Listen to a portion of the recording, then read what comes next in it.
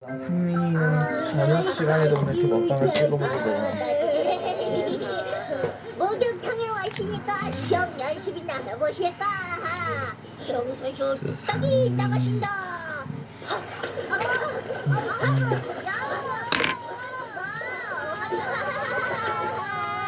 이번에는 소방수 뚝딱이 나가신다. 바다랄려.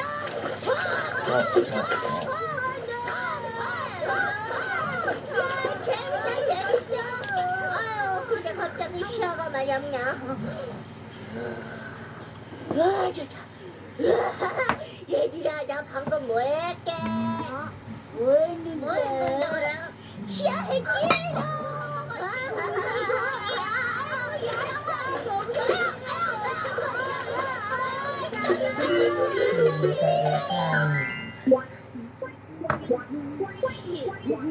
할머니. 아니 뚝딱아 왜 그러냐? 친구들이 나하고 목욕탕 안 가겠대요. 아니 왜? 나는 이 다음에 수영선수 될래요. 목욕탕에 들어가면 수영도 하죠. 나는 이 다음에 소방수가 될래요. 샤워기로 물 뿌리며 연습하지요.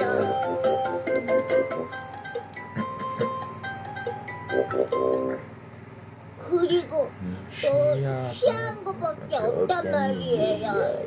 저런. 아 친구들이 화낼 만도 하구나. 목욕탕은 여러 사람이 함께 사용하는 곳이니까 함께 지켜야 할 예절이 있단다. 자, 이 얘기를 들어보렴. 옛날에 근사한 목욕탕이 생겼다.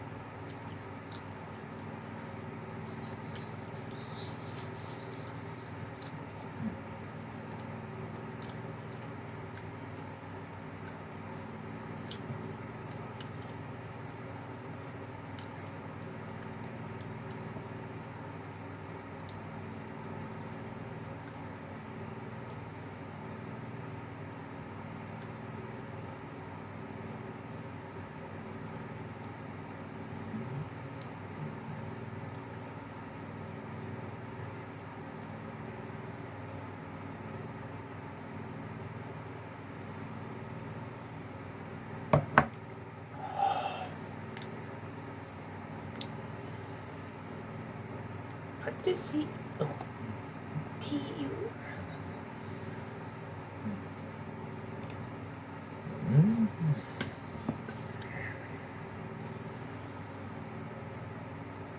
와, 삼겹살 네 접 구웠는데 이렇게 가위로 잘라보고 나니까 양이 이렇게 푸짐해졌네.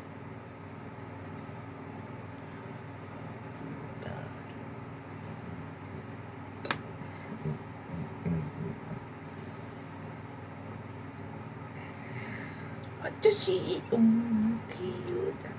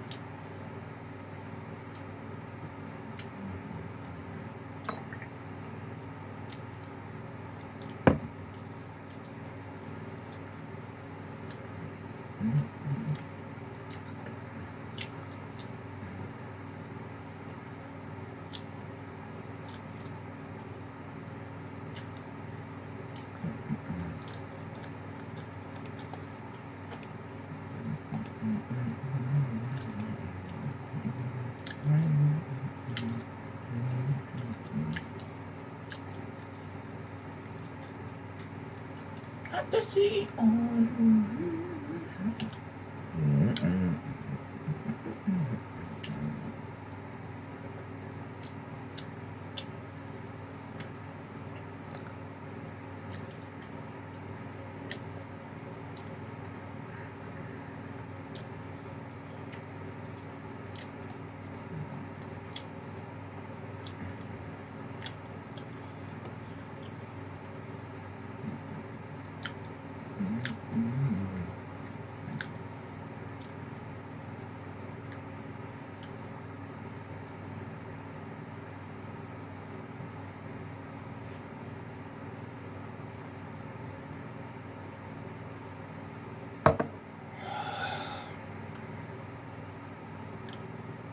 아저씨.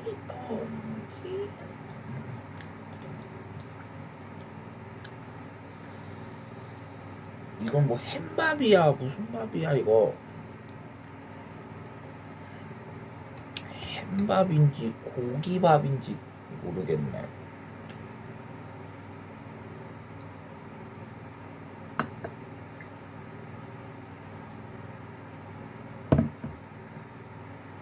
오늘 이렇게 아침 점심 저녁 전부 다 이렇게 술 한 잔씩 먹어봤네.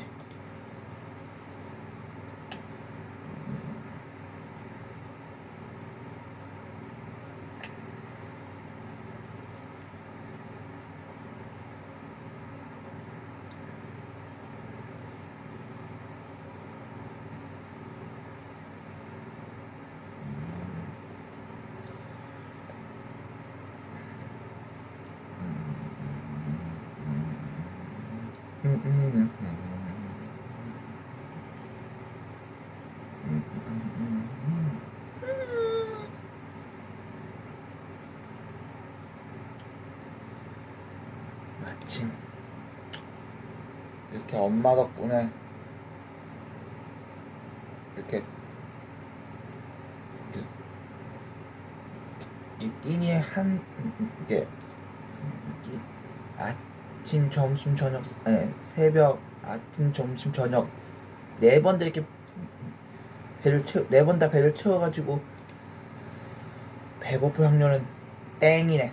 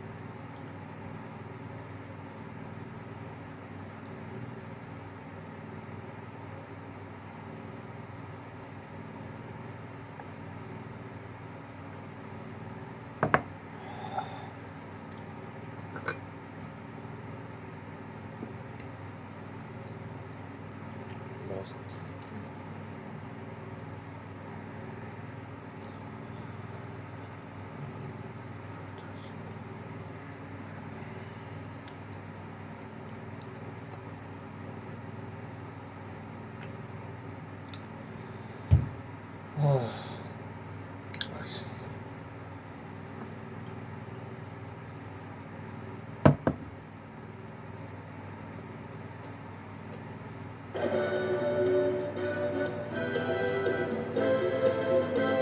올해 나이 70세의 김종덕 할아버지. 나이가 믿기지 않을 만큼 건강을 유지해온 것이 할아버지에게 가장 큰 자부심인데요. 최근에는 건강을 위해 또 한 가지 큰 결심을 했는데 그것은 바로 금연. 하지만 40년간 몸에서 떨어진 적 없는 담배를 끊는 것이란 여간 힘든 일이 아니었는데 하지만 김종덕 할아버지는 하루에도 수십 개의 사탕을 씹으며 금연의 의지를 불태웠습니다. 씹어서 드시면 아니 무슨 사탕을 두고 싶듯해요. 이 다치면 어떡하려고. 조심하세요. 여기까지 사탕? 아직 철근도 씹어 삼킬 수 있다고. 아무튼 정정하시네. 오늘 맛있는 거 해먹자고.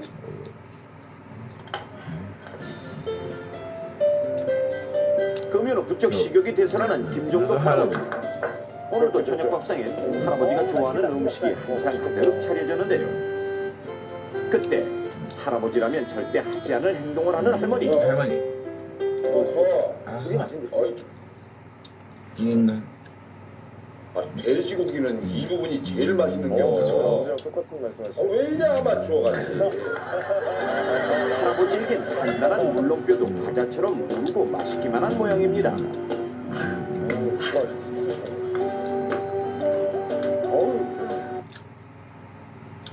이영아 번호 챙겼지? 아이 당연히 생겼지. 전화 갑니다. 와우! 짜잔! 야 이거 드릴이잖아. 뭐 나가 빠졌냐? 멘탈 케어가 필요한 순간. 다채로운 매운맛으로. 생선도 이렇게 먹어야 제맛이지. 50년 넘게 같이 살아왔지만 할아버지의 식습관은 도무지 적응이 되지 않는 할머니. 특히 가장 견디기 힘든 것이 있었는데 식초 좀 줘봐. 식초? 바로 할아버지의 엽기적인 식초사. 너무 많지 않나요? 아유 왜 이래요? 오, 식초가 얼마나 좋은데. 이렇게 노부부는 티격태격 조용할 날이 없었는데요. 그런데 다음 날 김종덕 할아버지는 갑작스러운 목과 가슴의 통증과 심한 고열로 병원을 찾았지만 곧바로 치료를 받았음에도 불구하고 하지만 온몸에 염증이 터지는 뇌혈증으로 사망하고 말았습니다. 그 원인은 할아버지는 식도에 구멍이 나서 폐혈증으로 사망하셨습니다.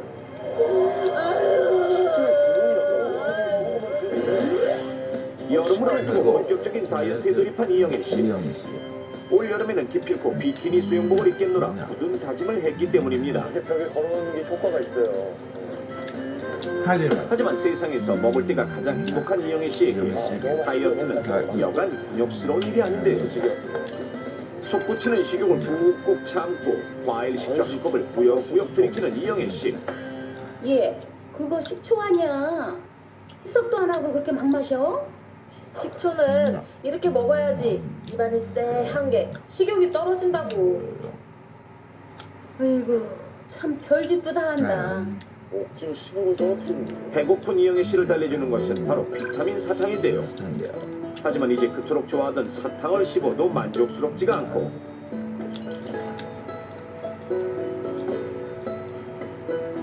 코끝을 자극하는 얼큰한 배고탕의 향기에 괴롭기만 합니다. 먹고 싶어. 한 숟갈만 먹고 싶어 진짜. 그날 밤 그날 밤 모두가 잠든 틈을 노려 부엌으로 숨어 들어가는 이가 있었으니 바로 그냥 가서 사야 돼. 배고픈 이영애 씨. 이영애 씨. 안 돼. 그렇게 결국 이영애 씨는 넘지 말아야 할 선을 넘고 말았습니다. 왜 역효과나게 사랑해주시나. 오늘까지만 딱 오늘까지만 먹는 거야. 이영애 씨는 그동안의 한을 풀기라도 하겠다는데 뜨거운 줄도 모르고 대구탕 국물을 떠먹기 시작했는데 얼마나 맛있어요. 아까 먹고. 바로 그때 그때 갑작스러운 엄마의 등장에 이영애 씨는 크게 당황하고 말았습니다. 너 지금 뭐 하고 있는 거야? 뭐? 다이어트? 무슨 다이어트를 해? 아이고. 하지만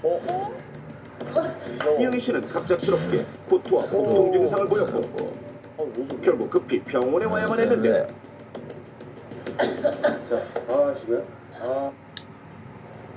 선생님 뭐 때문에 그러나요? 이영애 씨는 지금 의 식도 손상이 매우 심각합니다. 결국 이영애 씨는 즉시 수술을 받아야만 했습니다. 이렇듯 이영애 씨는 응급수술을 받고 장기 입원까지 해야 했고 김종덕 할아버지의 경우 사망에 이를 정도로 식도가 손상된 이유는 바로 두 사람이 공통적으로 잘못 먹었던 이것 때문입니다. 실제로 이것으로 인해 식도에 구멍이나 목숨을 잃는 일은 아주 옛날부터 있어왔던 일인데 고백대구 일어나오시오. 대종기문이란 역사서에는 실제로 세종대왕의 5번째 아들인 광평대군도 이것 때문에 어이없는 죽음을 맞이했을 것이라 추정하는 내용이 기록되어 있습니다. 그렇다. 이것에 의한 사고는 특히 어린이나 노인에게 더욱 위험하며 위험한데요. 노인의 경우 사망률도 높아 특히 주의해야 하는데 그렇다면 식도에 심각한 손상을 주고 심지어 사망까지 이르게 하는 이것일까요? 과연 무엇일까요? 정답은 바로 생선 가시입니다. 가시입니다. 이영애 씨는 대구탕 속에 남아있던 가시 조각을 발견하지 못하고 먹어 가시가 식도에 박혔고 김종덕 할아버지도 가시를 제대로 고르지 않고 먹다가 생선 척추에 붙은 가시가 식도에 박혀 사망까지 이른 것입니다. 누구나 생선을 먹다가 목에 가시가 걸려 불편했던 경험들이 있을 텐데요.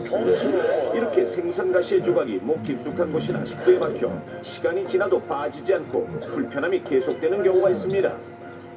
하지만 가시의 크기가 작을 경우는 잠시 불편하긴 해도 얼마 지나지 않으면 가시도 약해지고 식도벽의 상피세포가 교체되면서 자연적으로 빠지는 것이 정상입니다.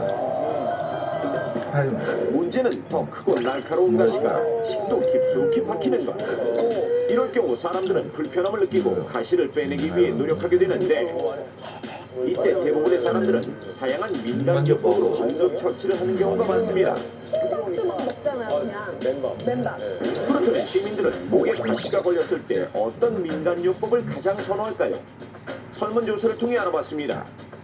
먼저 무수히 많은 민간요법 중 가장 인지도가 높은 방법 4가지를 정했는데 시민들에게 경험상 가장 효과가 있었던 방법에 스티커를 붙이도록 해봤습니다. 저는 걸렸을 때 밥으로 이렇게 했었거든요. 밥을 한 숟갈 떠서 같이 넘어가게 합니다. 식초 먹으면 왠지 녹을 것 같아서. 아니 밥 한 숟갈 먹어요. 밥도 먹고. 就是喝了食醋之后嘛，就是那个鱼刺可以在那个小腹里面软化，软化之后它就会慢慢的随着食道就下去了。 자연스럽게 빠지는 것 같습니다. 날달걀에 참기름은 미끄러우니까 뼈가 내려갈 것이다 그렇게 생각하거든요. 총 405명의 시민들이 설문에 참여한 결과 그중 무려 274명이 가시가 목에 걸렸을 때 밥 한 숟가락을 씹지 않고 삼키는 방법이 가장 효과적이라고 응답했습니다. 이게 진짜 물론 정말일까요? 생선 가시의 크기가 작고 약할 때는 이 방법이 통할 수도 있습니다. 하지만 크고 단단한 가시가 식도에 걸려 잘 빠지지 않을 때는 이런 민간요법 때문에 오히려 더 위험할 수 있는데 그 이유는 식도의 구조와도 관계가 있습니다. 식도는 성인을 기준으로 지름 2cm 정도에 불과하지만 신축성이 좋고 음식이 잘 내려가도록 연동운동을 합니다. 그런데 만약 가시가 식도에 박혀있는 상태라면 이러한 연동운동 때문에 점점 더 깊숙이 박히고 여기에 음식물까지 삼키게 되면 가시가 식도벽을 긁어내려 상처를 내거나 심하면 찢어지기도 하는 것입니다. 아우 그렇다면 앞서 사람들이 가장 많이 사용하는 민간요법은 얼마나 효과가 있을까요? 내가 나도 초등학생 때 이렇게 가시 한번 걸린다부터 넘버원에서 직접 실험해 보기로 했습니다. 생선을 잘 안 먹다가 먼저 식도가 얼마나 약한지 직접 가시 있는 생선을 잘 안 먹게 된 거네. 보겠습니다. 이게 초등학생 때 생선 가시는 여기 우리가 목에 한번 걸린 적이 있어서 삼치, 고등어의 가시를 이용했습니다. 그럼 먼저 삼치의 척추에 붙어 있는 통가시로 돼지 식도를 찔러 보겠습니다. 어떤 변화가 일어날까? 아유 이게 진짜 사람이 목이었으면 이게 큰일 날 뻔했네. 자, 쉽게 박혀 들어가는 가시. 가시. 그렇다면 이렇게 식도에 박힌 가시를 민간요법으로 제거하는 것이 과연 가능할까요? 사람의 식도와 지름이 비슷한 돼지의 식도에 가시를 박아 준비했습니다. 첫 번째로 참기름을 부어 가시가 미끄러져 빠지는지 알아보았는데 참기름만 식도벽을 타고 흐를 뿐 가시는 빠지지 않습니다. 다음은 식초. 과연 식초의 산성에 가시가 녹을까요? 하지만 오히려 식도벽만 상할 뿐 이번에도 역시 가시는 빠지지 않았습니다. 그렇다면 날달걀을 넣으면 빠지지 않을까요? 이 역시 효과가 없습니다. 마지막으로 가장 많은 사람들이 선택했던 방법을 시도해 보겠습니다. 밥을 한 덩이 뭉쳐 식도에 밀어넣고 인공적으로 힘을 가해 밥이 내려갈 수 있도록 했습니다. 밥 덩어리가 가시를 건드리는 순간 가시가 빠지는 듯 보였는데 그런데 이게 웬일입니까? 식도 밖으로 보이는 생선가시. 내시경으로 확인해보니 빠진 것처럼 보였던 가시가 여전히 박혀 있습니다. 밥이 억지로 가시를 눌러 오히려 식도에 구멍을 내고 만 것입니다. 실험 결과 4가지 민간요법은 식도 깊숙이 가시가 박힌 경우에는 모두 효과가 없음을 알 수 있고 특히 팥같이 음식물 덩어리를 무리하게 삼키는 것은 가장 위험한 방법이었습니다. 식도는 두께가 3-4mm에 불과한 매우 얇은 막입니다. 뜨거운 음식이나 산에는 비교적 잘 견딜 수 있지만 생선 가시같이 날카로운 이물에 의해서 상처를 받을 수 있고 쉽게 구멍이 날 수가 있습니다. 전부 다 위험한 성공이라고 하는데 의학적으로 매우 위급한 상황입니다. 내가 이렇게 나도 이 초등학생 때 이 생선 가시가 목에 한번 걸린다부터 그 뼈인 그 가시 있는 생선을 잘 안 먹게 되는 거네. 이게 나한테는 상처 남아가지고. 이것은 실제로 생선 가시 때문에 식도에 구멍이 난 환자의 나도 이런 가시를 상황이 될까봐 식도에 난 구멍이 선명하게 가시는 보이는데 잘 안 그 가시 있는 생선을 잘 안 먹게 된 거였어. 위험한 이유는 무엇일까요? 우리 몸은 음식물 섭취와 소화에 관계된 기관 이외에는 모두 무균 상태를 유지해야만 하는데 만약 생선 가시에 찔려 식도에 구멍이 나면 상처에 생긴 염증이 구멍을 통해 다른 기관으로 퍼져나가는데요. 특히 식도는 폐, 심장과 인접해 있고 대동맥 등 중요한 혈관에 둘러싸여 있어 염증이 혈관을 타고 급속하게 퍼지는 것입니다. 특히 한 번 염증이 생기면 치료를 한다 해도 사망률이 40에서 60%에 이르는 곳이 있으니 바로 종격동. 종격동이란 심장을 둘러싸고 있는 막으로 주변의 식도는 물론 주요 기관들을 연결하는 혈관들이 집중되어 있는데요. 이곳에 염증이 생기면 심장과 폐 등 주요 기관에 엄청난 속도로 염증이 퍼져 하루 이틀 사이에 사망에 이를 수도 있습니다. 70대 이상 노인 환자의 경우 종격동염이 생기면 사망률이 무려 80%가 넘을 정도로 매우 위험합니다. 이렇듯 식도 천공은 무서운 후유증을 유발하기 때문에 특히 주의해야 하는데 남녀노소 모두 좋아하는 닭이나 돼지고기의 뼈 조각도 식도 천공 사고가 많이 발생하기 때문에 조심해야 합니다. 특히 노인들은 감각이 무뎌져 가시나 뼈가 목에 걸려도 그냥 방치하는 경우가 많고 대부분의 사람들이 민간요법으로 가시를 제거하려다가 더 악화시킨 뒤에야 병원을 찾아와 소중한 목숨을 잃는 사고가 계속 발생하고 있습니다. 그렇다면 목에 생선가시나 날카로운 이물질이 걸렸을 때 어떻게 대처해야 할까요? 먼저 절대 어떤 민간요법도 사용해서는 안 되며 곧장 병원에서 치료를 받는 것이 가장 안전합니다. 만약 생선가시나 이물질을 삼킨 뒤 열이 나고 가슴이나 배가 아프며 호흡곤란과 구토 증상이 나타나면 이미 식도 천공으로 인한 염증이 시작된 것이므로 최대한 빨리 병원으로 가 수술을 받아야 합니다. 그러므로 처음부터 생선구이나 해물탕 같은 것을 먹을 때는 생선 가시쯤이야 라는 생각으로 급하게 먹지 말고 개인 접시에도록 잘 살핀 다음에 먹도록 하며 대부분의 생선 가시는 잘 씹기만 해도 부서지거나 약해지므로 누구나 생선 요리를 먹을 때는 꼭꼭 씹어 먹는 습관이 중요합니다.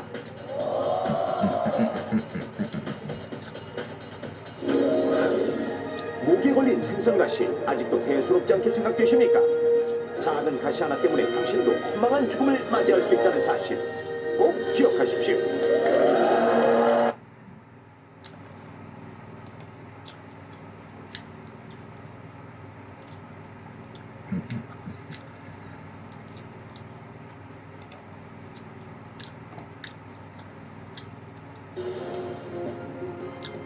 유난히도 무덥던 어느 날 오후 시골집 살림을 혼자 하는 말순 씨는 그날도 집안일로 정신이 없었는데 아이고 지민아. 모처럼 만에 멀리 서울에서 놀러온 말괄량이 손녀 지민이가 어느새 한 건 했습니다. 아이고 이게 웬일이래. 아유. 신발 다 젖었잖아. 누구 닮아서 이렇게 말썽을 피워대는지 참. 아빠. 아유. 맞다 그래. 네 아빠도 아유. 너 말할 때 사고 많이 치고 다녔다. 혹시 감기라도 걸릴까봐 말순 씨는 손녀의 신발과 양말까지 얼른 벗겼고 여분의 신발이 없어 급한 대로 자신의 헌 슬리퍼를 내줬습니다. 지민이는 이 상황이 마냥 재미있는지 할머니 신발을 끼워신고 종종고름으로 발을 떼다가 그만 엎어지고 마는데 아이고 조심해야지. 괜찮아? 사내 아이처럼 장난치기 좋아하는 지민이에게 이 정도로 넘어지는 일쯤은 사실 아무것도 아니었습니다. 지민이 아빠는 친구들과 낚시를 나간 뒤 한참 동안 감감무소식이었고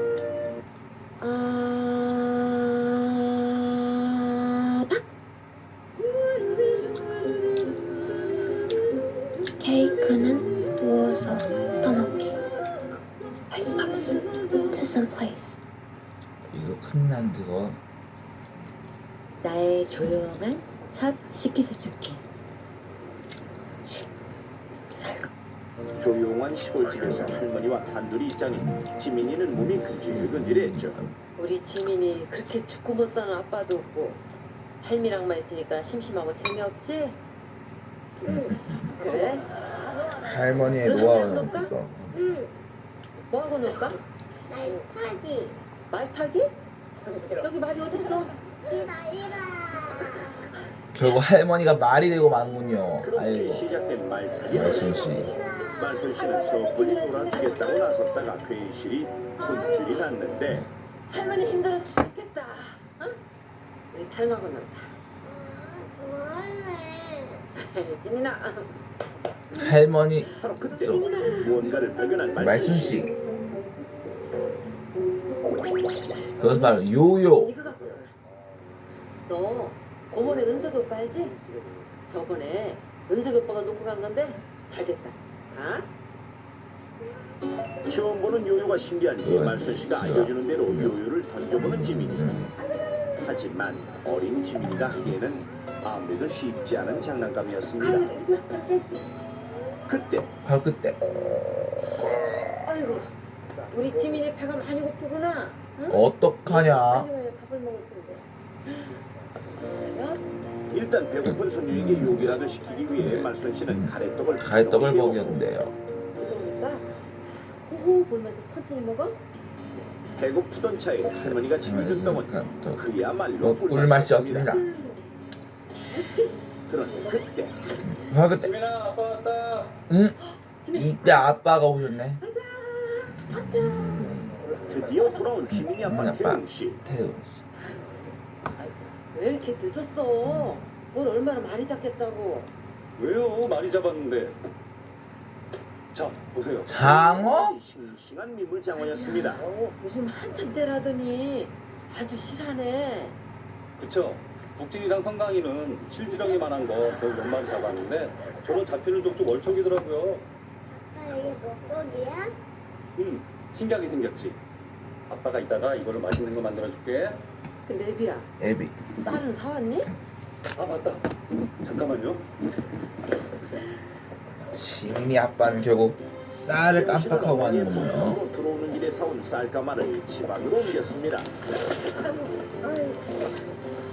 뭘 한꺼번에 두 개씩 이렇게 하나 샀어. 하나 갖고도 한참 먹는데. 두고두고 드세요. 그리고 낚시 핑계로 혼자 두었던 지민이를 위해 평소 아이가 좋아하는 목말을 태워주는 태웅 씨. 태웅 씨. 덕분에 지민이는 신이 났는데 아이고 위험하게 또 저런다. 내려놔. 위험해. 아 뭐가 위험해요? 이렇게 꽉 잡고 있는데. 그치 지민아? 지켜보는 할머니는 아슬아슬해서 영 불안했지만 그녀는 마냥 신이 났습니다. 그런데 불과 몇 시간 뒤 아이고 선생님. 아이고 우리 손녀. 아이고 우리 손녀 좀 살려주세요. 아이고 손녀. 무슨 영문인지 잘 놀던 지민이가 정신을 잃었고 보조대에 의해 황급히 병원으로 옮겼지만 병원에 도착한 지 얼마 안 후 사망 진단을 받고 말았습니다. 아이가 이렇게 된 원인은 사고 당일 아이에게 위험할 거란 생각을 전혀 하지 못하고 어른들이 무심코 저질렀던 어떤 잘못된 행동 때문인데, 자 그렇다면 5살 지민이가 갑자기 사망하게 된 결정적인 원인은 과연 무엇일까요? 위기의 순간 죽느냐 사느냐. 태웅 씨는 강에서 직접 잡아온 장어로 뭔가 대단한 요리를 하려는지 두 팔을 걷어붙이고 나섰습니다. 이거 어떻게 먹을 건데? 아유 장어는 소금구이죠. 어우 맛있겠다. 오. 엄마 국은 소금 없어요? 글쎄. 이거 어디 있더라? 그 사이 난생 처음 보는 장어에서 내내 눈을 떼지 못하는 지민이. 아이고 아주 이 안에 들어가겠어. 한번 만져볼래? 이런 거 서울 가면 다시 못 보는데. 그럼 아빠가 잡아서 가까이 보여줄 테니까 손가락으로 살짝 만져볼래? 태웅 씨는 맨손으로 장어 잡기를 시도해보는데 미끌미끌한 장어는 좀처럼 쉽게 잡히질 않았고 그러다 겨우 태웅 씨 손에 들어온 한 마리. 잡았다. 신기하지? 힘들어. 자, 만져봐. 태용 씨가 장어를 지민이 포함까지 갖다 댄 순간 몸부림치던 장어가 발사되듯 앞으로 튀어나갔고 그 앞에서 입을 배벌린 채 구경하던 지민이의 입으로 향한 장어는 순식간에 고관으로 꿈틀대며 들어갔습니다. 단 몇 초도 안 돼 벌어진 믿지 못할 상황에 머리 빠진 태용 씨는 어찌할 바를 몰랐고 장어 때문에 기도가 막혀 숨을 쉬지 못하는 지민이 급히 병원으로 옮겼으나 얼마 안 있다 결국 질식으로 숨을 거두고 말았습니다. 꿈틀대는 힘이 강한 장어를 어린 딸 가까이에서 조심스럽이 들고 있다가 놓친 태웅 씨의 실수가 이런 엄청난 사고를 불러왔는데요. 이렇게 순식간에 어린아이의 숨통을 막아버린 장어. 과연 장어는 어떤 생물이기에 이런 일이 가능한 것일까요? 실제로 2006년 대만에서는 아빠가 잡아온 장어가 옆에서 구경하던 3살 난 딸아이의 입을 통해 식도까지 pu고 들어가는 사고가 벌어져 세상을 경악케 한 일이 있었습니다. 게다가 2010년 중국에서는 생선 가게를 운영하는 40대 남자가 자연산 장어를 수저로 옮기던 도중 장어 한 마리가 옷 속으로 파고들어 항문을 통해 몸속으로 들어가 내장을 파손시키고 심각한 출혈을 일으키고 잊지 못할 사고도 있었습니다. 또한 이러한 위험은 비단 장어뿐만이 아닙니다. 실제로 2006년 이집트에서는 한 청년이 호수에서 수영하던 중 갑자기 물고기가 입으로 들어와 숨통을 막는 바람에 질식사한 일이 있었는데 이러한 물고기로 인한 질식사고는 적지 않게 발생하고 있습니다. 한국인의 대표 보양식 재료로 손꼽히는 장어. 맛도 좋은데다 단백질과 불포화 지방산, 비타민 A 등 영양이 풍부해 성장 발육과 기력 회복에 탁월합니다. 이러한 장어는 보통 강이나 호수, 농구 같은 민물에서 사는 뱀장어 같은 민물장어와 갯장어, 동장어, 그리고 흔히 곰장어로 불리는 먹장어 같은 바닷장어로 나뉘는데 하지만 서식지만 다를 뿐 길이는 평균 50에서 70cm, 굵기는 직경이 대략 5-6cm 정도인 가늘고 긴 형태도 비슷하고 성질 역시 거의 비슷합니다. 먼저 장어의 대표적인 성질 첫 번째는 표면에 미꾸라지처럼 매우 미끄럽다는 거. 둘째, 어둡고 좁은 곳을 좋아해 수초나 바위 및 진흙이나 모래 밑으로 파고들기 좋아한다는 것. 셋째, 성장 과정에 따라 혹은 산란 시기에 맞춰 장어리를 오가는 어류라 그런지 다른 어류에 비해 유달리 힘이 좋다는 것입니다. 자, 그럼 지금부터 민물장어인 뱀장어의 성질을 확인해보기 위해 가까이에서 직접 관찰해보겠습니다. 신체 건강한 성인 남성이 실험맨이 맨손으로 장어를 잡아보는데 점액질 때문에 미끄러워서 잘 잡히지 않습니다. 목장갑을 끼고 다시 시도해보는 실험맨. 손을 넣어 조심히 한 마리를 잡아들어 보는데 역시 결치든 몸부림치는 장어의 힘을 이기지 못해 놓치고 마는 실험맨. 다시 한번 잡아보지만 실험맨의 손목이 흔들릴 정도로 장어의 힘은 엄청납니다. 자, 그럼 이번엔 수조 안에 가느다란 파이프를 여러 개 설치해 놓은 상황. 숨기 좋아하는 장어는 과연 이 안으로 들어갈까요? 실험맨이 장어 여러 마리를 수조 안에 넣어보는데 잠시 후 빛을 피해 좁고 어두운 파이프 안으로 숨어드는 장어. 움직일 수 없을 정도로 비좁은 공간이지만 장어들은 파이프 안이 좋은지 앞다투어 안으로 몸을 감춥니다. 이렇게 안으로 쏙 들어가서는 좀처럼 밖으로 나오려 하지 않을 정도. 확실히 야행성 생물임을 확인할 수 있는데요. 그럼 바닥으로 파고드는 힘은 얼마나 강한지 알아보기 위해 이번엔 수조 바닥에 모래를 잔뜩 깔아놓았습니다. 실제 서식지와 비슷한 환경을 조성한 수조 안에 장어 한 마리를 조심스럽게 풀어놓고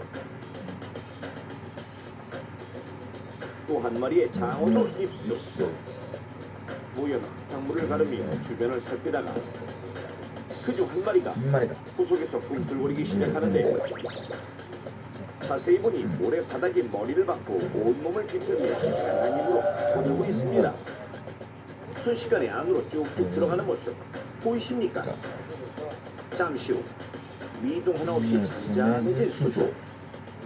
이 안에 장어가 있긴 한가 싶은데요.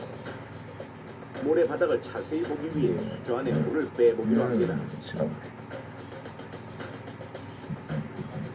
물이 빠지면서 서서히 드러나는 바닥. 그런데 장어는 어디 있을까요? 그 어디에도 장어의 모습은 찾을 수 없습니다.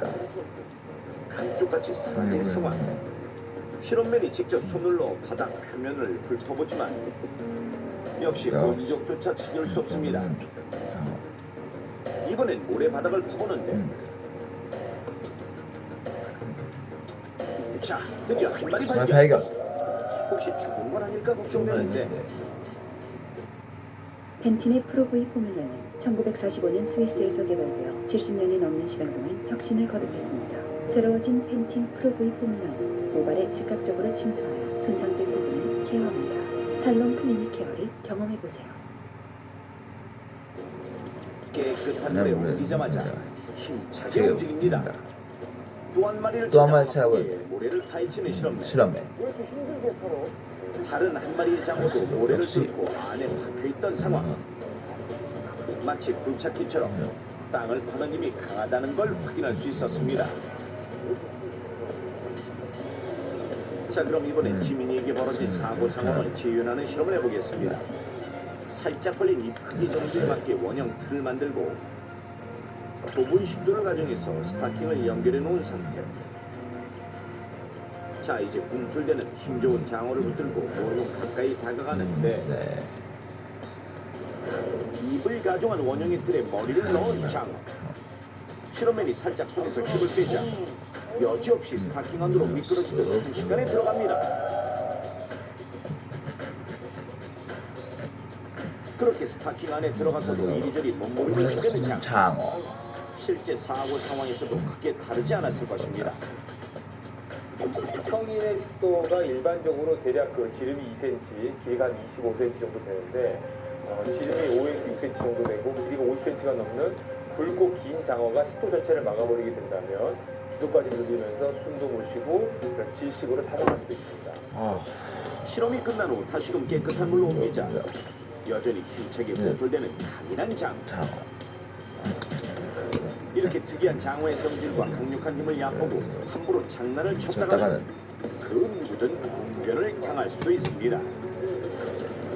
우리나라에서는 6월에서 10월 장어 낚시를 하는 사람들이 많은 데다 맨손으로 장어 잡기 대회 같은 행사도 있어 장어에 대해 잘 알아두고 미리 조심하시는 것이 좋은데요. 자, 그럼 장어로 인한 사고를 예방하기 위해서는 어떻게 해야 할까요? 일단 살아있는 장어를 만질 때는 가까이에 사람이 없는 상태에서 목장갑을 끼고 장어의 가슴 지느러미 쪽을 잡으면 손에서 미끄러지는 것을 어느 정도 막을 수 있습니다. 또한 자세히 보겠다고 장어를 얼굴 근처에 대는 행동은 가급적 피하셔야 합니다. 자, 그런데 만약 장어가 누군가의 몸으로 넘어갔을 경우 장어의 몸통이 일부만 들어간 상태에서는 재빨리 손수건 같은 전을 대고 장어를 붙잡아 더 이상 못 들어가도록 아래쪽으로 당기듯이 잡아당겨 빼내고 만일 몸통 전체가 다 들어간 상태라면 환자의 등 위에 서서 한 주먹의 엄지손가락 쪽을 명치 부위와 배꼽의 중간 부분에 두고 다른 한 손으로 아래에 둔 주먹을 감싼 뒤 상복부로 세게 쳐올리듯 5, 6회 반복하는 타이밍법을 시행하십시오. 딸 지민이에게 살아있는 장어를 자세히 보여주려던 태웅씨. 그 결과 엄청난 힘을 자랑하는 장어가 아예 목을 타고 식도로 넘어가 지민이는 결국 숨을 거두고 말았습니다. 여러분이라면 무섭게 파고드는 빌력의 생물 장어를 함부로 다루시겠습니까? 죽느냐 사느냐, 그 선택은 바로 당신에게 달려 있습니다.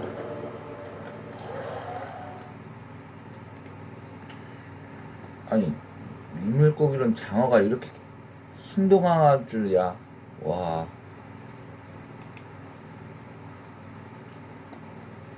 어우, 끔찍해. 이른 아침 종종 걸음으로 일터를 향하는 선구씨. 오늘 일거리도 많은데 날씨까지 안 도와주네. 아이씨, 하늘도 무심하지. 기온이 영하로 떨어진 탓에 온몸이 떨리는 데다가 얼마 전 새로 시작한 매일의 특성상 밖에서 보내는 시간이 많다 보니 날씨에 민감한 것은 당연지사. 게다가 오늘은 함께 일하는 동료가 아파서 나오지 못한다는 연락까지 받은 거라 혼자 두 사람의 몫을 해야 할 생각을 하니 걱정이 앞서는데 아이고. 잠시 후 안녕하세요. 일찍 나오셨네요. 물건이 좀 많이 밀려서 이거 오늘 성구 씨 혼자 다 하려면 고생 좀 하겠어. 어쩌지?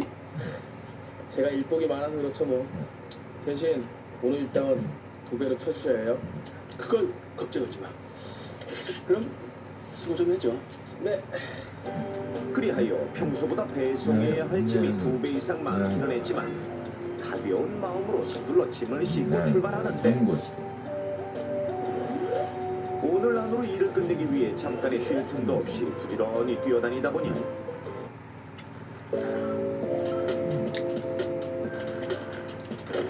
쟨 맨날 잠만 자. 바쁘게 움직일 때는 이렇듯 땀이 숭글숭글 맺히다가 잠시 쉴 때는 금세 땀이 식으면서 추워졌고 에이. 하루 종일 그러기를 반복하다 보니 금세 컨디션이 나빠지며 급기야 몸살 기운까지 느껴지는 정구씨. 성구씨. 하지만 아직 배송할 물건이 많이 남아있어 이대로 일을 접을 수도 없는 상황. 결국 가까운 약국에서 종합 감기약을 사오는데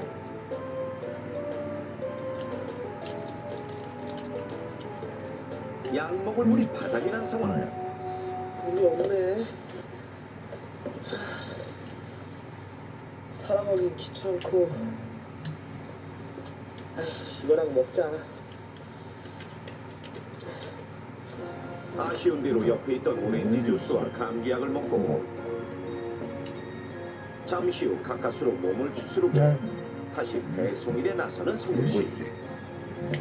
자신의 상체보다 훨씬 큰 상자를 들고 막 돌아서려는 찰나 미처 달려오던 자전거를 보지 못했고 자전거와 부딪히면서 그만 눈길에 미끄러지고 마는데 넘어지면서 손에 상처를 입은 성구씨. 괜찮으세요? 어떡해. 손에 피 나는 것 같은데.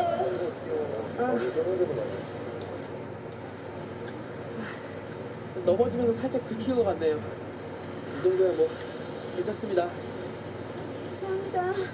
저 급히 가다가 앞을 못 봐서. 아니에요. 주위 안 삼킨 저도 잘못이죠. 감사합니다.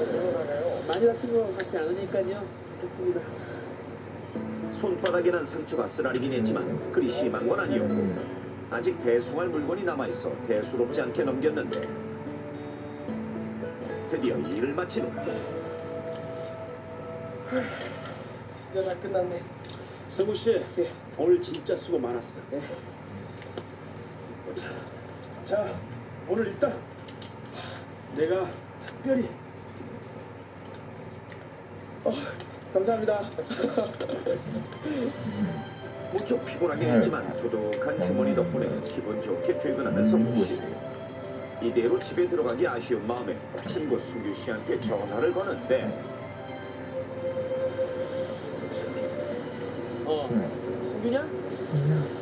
나 오늘 일단 두둑하게 받았는데 소주 한잔 어때? 그래 임마 형님이 쏜다 쏴. 조개구이. 그럼 조개구 있지? 오케이. 그리하여 잠시 후 술잔을 기울이며 마주앉은 두 사람. 한잔 받아라. 근데 너 되게 피곤해 보이는데 술 마셔도 괜찮겠어? 피곤하니까 이걸로 푸는 거지. 안 그래? 그래. 대신 안주도 좀 먹으면서 마시는 거다. 이거 다 익었다. 얼른 먹어. 그래. 맛있다. 배가 고팠던 탓인지 오늘따라 조개구이가 더 맛있게 느껴지고 이때 조개에 생긴 물이 숯불에 떨어지면서 연기가 심하게 나긴 했지만 전혀 아랑곳하지 않고 마시다 보니 점점 거나하게 취해가는데 잠시 후 어느새 꽤 많이 마신 두 사람. 우리 너무 많이 마셨다. 이제 그만 가자. 야, 무슨 소리? 이제 시작이야.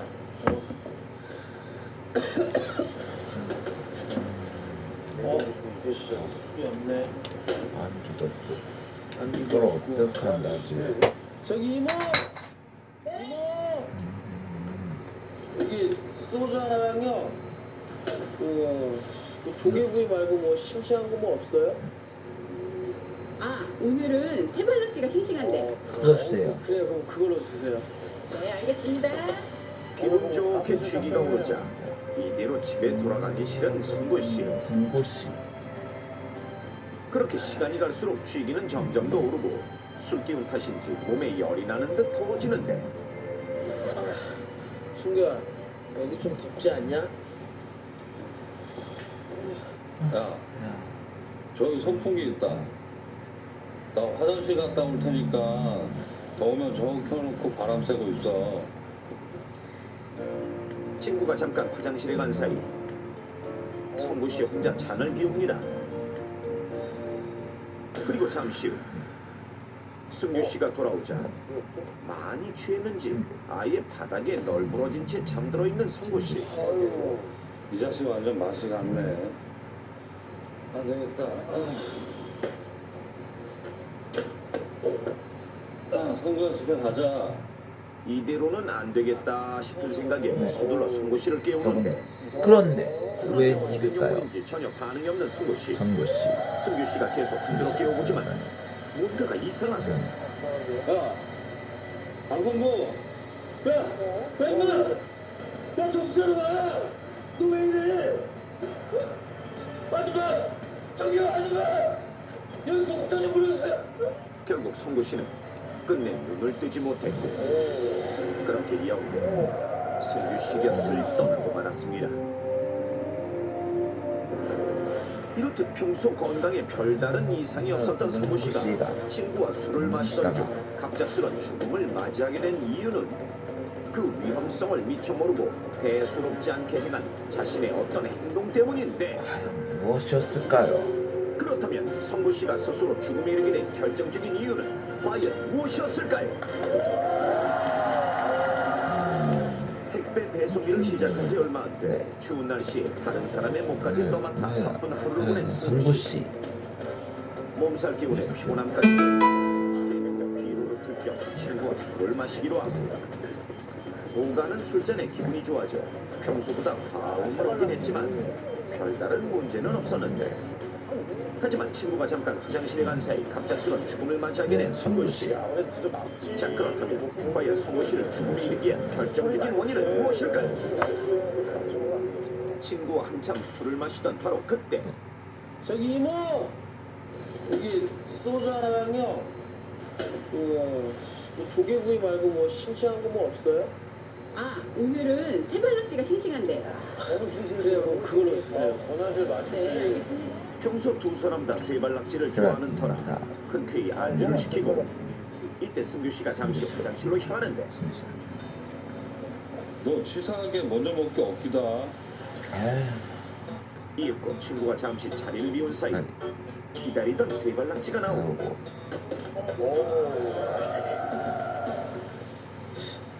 치사하게 형님이 먼저 먹는 게 당연한 거지. 기다릴 것도 없이 평소대로 나무젓가락 사이에 싱싱한 세발낙지를 끼우고 다리를 끝까지 돌돌돌 감았는데 참기름에 푹 찍어 놓고 한 입에 가득 넣고 씹는 성구씨.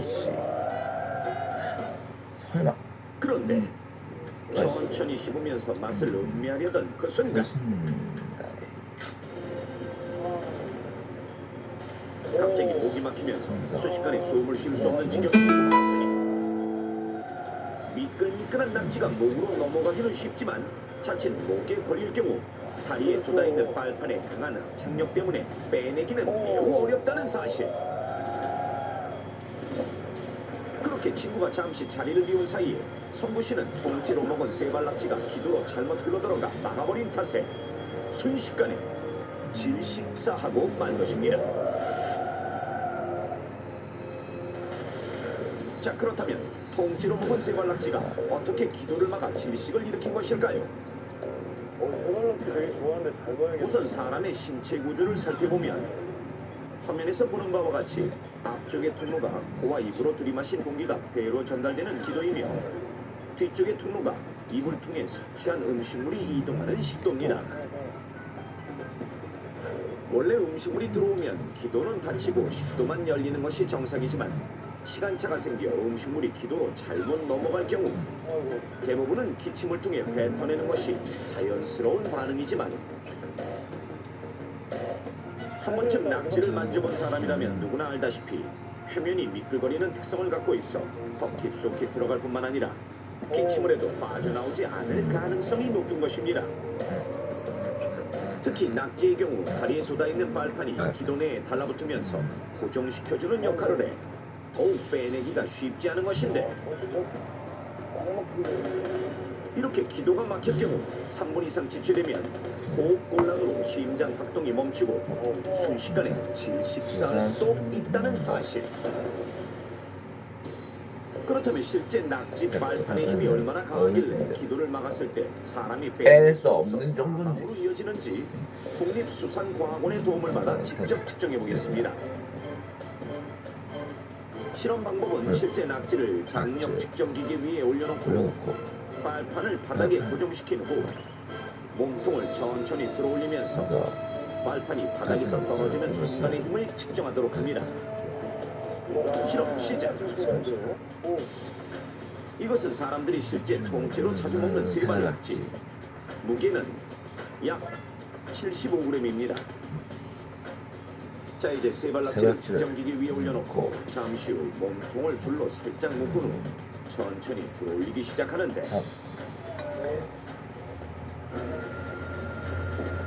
몸이 위쪽으로 향하자 바닥에서 떨어지지 않으려고 빨판으로 다리를 고정시킨 채 버티는 세발낙지.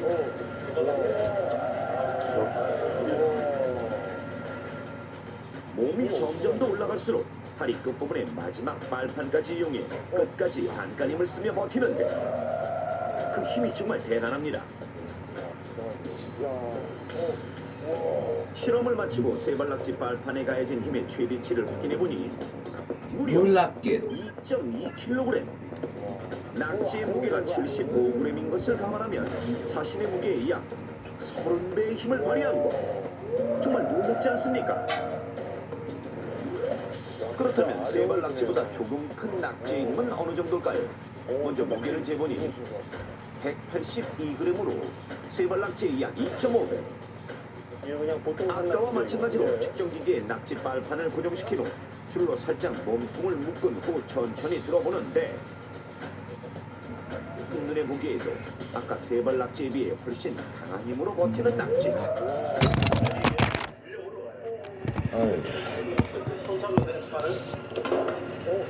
위험할 것 같습니다. 나무 부항까지 들어올릴 정도인데 어이구 마치 낙지가 붙여놓은 듯 끝까지 빨판으로 고정시킨 채 버티면서도 전혀 끄떡없는 모습입니다.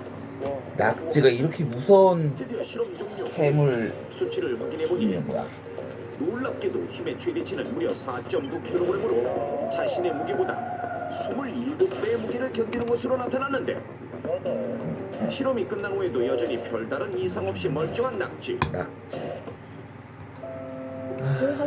낙지가 이렇게 위험한 해산물인 줄 몰랐네. 보통은 없네요.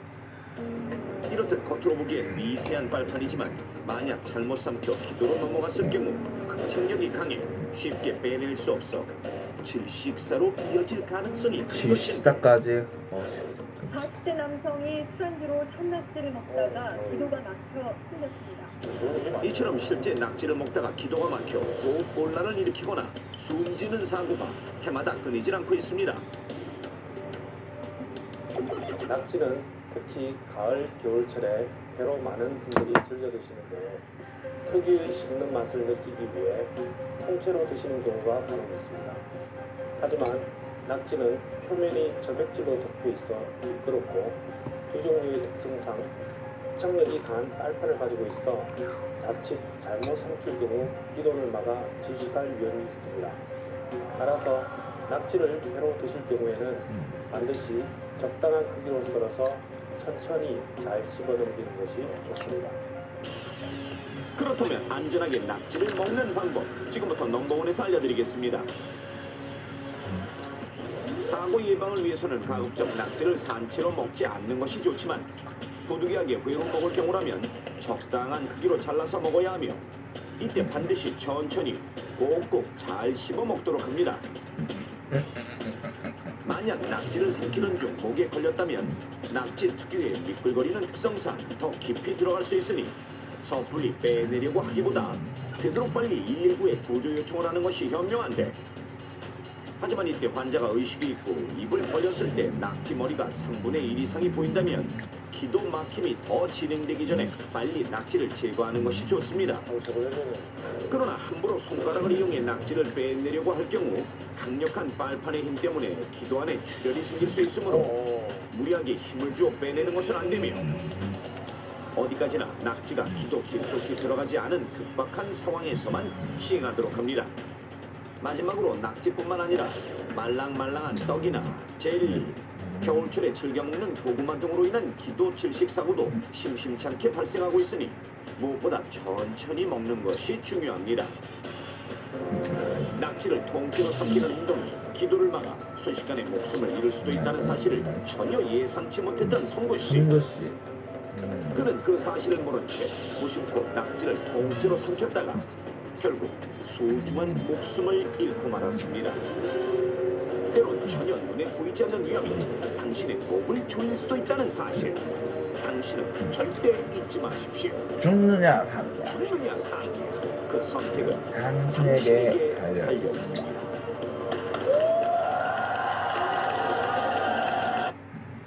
아이고, 낙지가 이렇게 힘도 강한 해산물이었다니. 어이구, 아유 끔찍해.